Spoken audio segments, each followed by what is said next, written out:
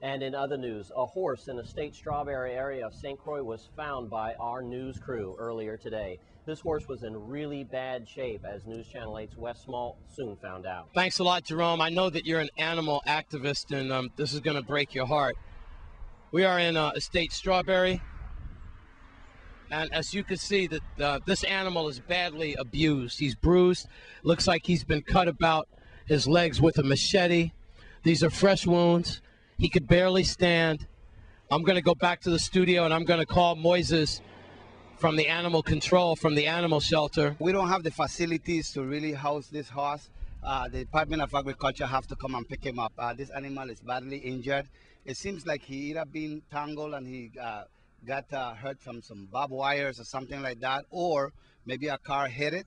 And right now he's here and he's loose, which could be a danger to the community. Cars will be passing by, and if no one come and remove this animal could go into the street and could cause some kind of accident. Well, the person that owns any houses here in St. Croix, I mean, that's your responsibility. You have to know what's right. You know, you have to provide a good shelter for these animals. You have to provide water. You have to make sure that they don't get tangled. You have to make sure that they're in an open field, that they could get all the grass, you know, that they could eat.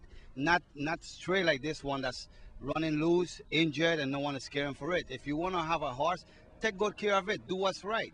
I'm Wes Small. It's going to be all right, man. It's going to be all right. Look at that, right? I'm Wes Small for News Channel 8. Stay with us on Channel 8 News. Your Caribbean Report is next.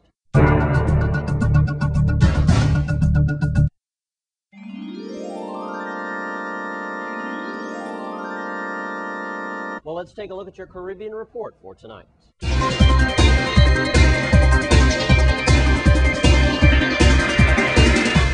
We return to Jamaica, where running battles between authorities and gang drug members have turned part of Kingston into a war zone Monday, with the death toll rising. Explosions shook the impoverished neighborhoods, sending out thick plumes of smoke a day after Prime Minister Bruce Golding's government declared a state of emergency. On Sunday night, 2 policemen were killed and 2 members of the security forces sustained injuries. Another 7 were injured on Monday. National Security Minister Dwight Nelson said on national television that he received unconfirmed reports of several civilian deaths, and the airwaves were full of desperate pleas from residents pinned inside their buildings by gunfire. Christopher Dudus Koch enjoys support among some Kingston residents who see him as a sort of local Robin Hood, helping impoverished Jamaicans, but the U.S. Justice Department has labeled him among the world's most dangerous narcotic kingpin. He is accused of leading an international gang known as the Shower Posse. The U.S. prosecutors say he sells marijuana and crack cocaine in the New York area and other areas as well. He was formally charged in the United States in August with conspiracy to traffic drugs and illegal weapons, and if convicted, faces a mandatory life imprisonment sentence. And this late-breaking story this afternoon: despite the barricades around Tivoli Gardens, it is now believed that Christopher Dudus Koch may have slipped away through the explosions and the gunfire in and around the drug lord's compound, where it is discovered 7 people dead and 31 wounded, but no signs of the Jamaican-dubbed Robin Hood Christopher Dudus Koch. The U.S. State Department has issued a travel warning for Kingston, and the U.S. Embassy in Kingston has taken an extra security precaution by canceling travel for government personnel in Jamaica's capital. And in Trinidad, Kamal Persad Bissiere has become the first female Prime Minister of Trinidad and Tobago, as her 5-party coalition headed on Monday for a strong victory in snap elections in the former British colony.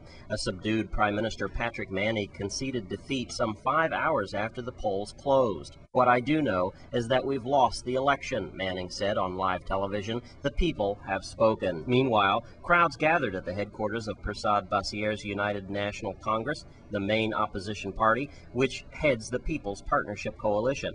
Persad Bassiere's campaign tapped to voters worried about the rising gang violence and the corruption scandals there. But the 58-year-old has promised to increase pensions and create a multi-dollar fund for sick children in a campaign focused on change.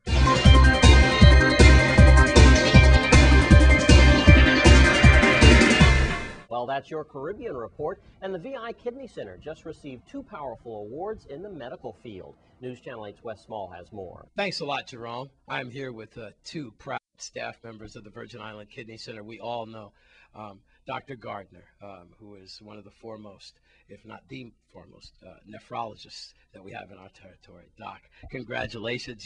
We're going to get into these awards in a second, and this is Bill. I'm sorry, your last name. Patton. Mr. Patton, like the general here, you are the executive director of the Virgin Island Kennedy Center, state of the art here in Gallows Bay. Dr. Gardner, the community is aware, very aware of the awards that you recently got. I'm sure that's not the only awards you've gotten in your lifetime in the medical profession, but could you explain about these recently here on how you guys were honored? And one here about he was telling me about the fusion, but this one here is for improvement of your achieving all 2009 network clinical goals. It's been a mountain, I guess, a hurdle, but your waiting room is full. I guess that's a credit to your service here. And what's going on here at the dialysis center? Well, first of all, we're extremely proud of the service we provide here, the staff that we put together, and I think we've got a bunch of very satisfied customers and patients. We take pride, obviously, in trying to provide services here to kidney patients that is second to none. We feel that we are comparable to any facility on the mainland or any place else. I think these awards are testimony to that fact. As this award suggests, we have achieved every single goal set by the Renal Network. The Renal Network is that organization that contracts with Medicare to ensure that the quality of service that's delivered to patients is second to none, and I think we've accomplished that, and we're extremely proud of that. So you guys are under the microscope with this organization. Absolutely. We've been under the microscope for several years. As a matter of fact, in 2008, Medicare promulgated new new guidelines for dialysis facilities to meet. And following that, the publication of those new regulations, they have embarked on a very, very comprehensive scrutiny of dialysis facilities, particularly here in the territory.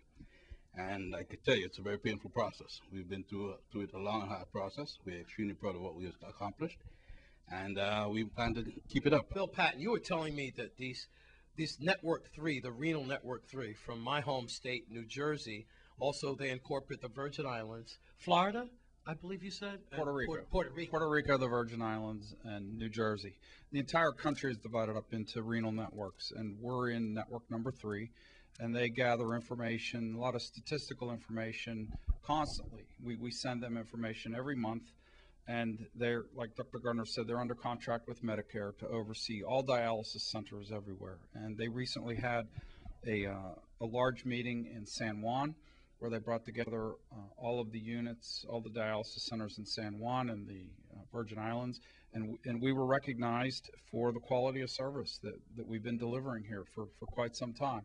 They watch us very closely, as does Medicare, but we've done a great job over the past year of meeting all of the goals that they set. Well, that is extremely good news. Doc, obviously, with Bill Patton here as the exec and your staff and your hardworking people out there, you've got a good crew here.